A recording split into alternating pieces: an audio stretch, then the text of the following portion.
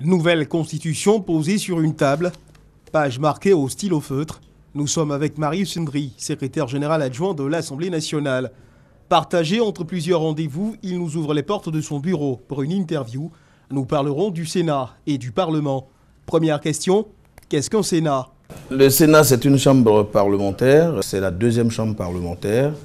Elle vient pour compléter l'arsenal juridique existant dans l'édiction de normes au niveau de l'État de Côte d'Ivoire.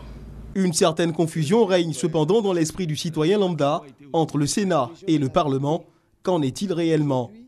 Nous étions dans un système monocaméral par le passé. Aujourd'hui, nous sommes dans un système bicaméral. Donc, on vous dit que le Parlement, aujourd'hui en Côte d'Ivoire, ne peut être composé que si les deux chambres existent. Mais en attendant la création du Sénat, l'Assemblée nationale exerce l'ensemble des compétences du Parlement.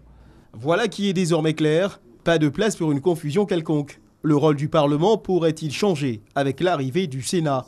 Mais le rôle du Parlement, c'est toujours le même.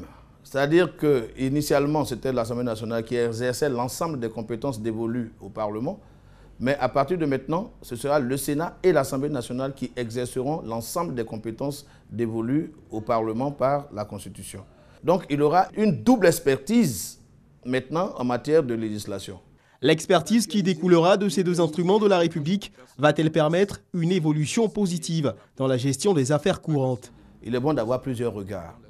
Il y a eu le regard des députés de 1960 jusqu'à un moment où le Sénat a été introduit dans l'ordonnancement juridique ivoirien. Malheureusement, le Sénat n'a pu voir le jour avant le coup d'État de 1999. Le regard du député qui émane directement du peuple peut différer du regard du sénateur qui émane d'une partie du peuple.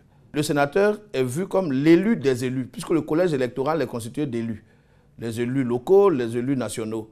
Vous voyez? Donc c'est une double expertise que l'on demande maintenant dans l'édiction des règles, des normes au niveau de l'État de Côte d'Ivoire. Le regard du député et celui du sénateur apporteront chacun un plus dans la prise en compte des préoccupations des populations.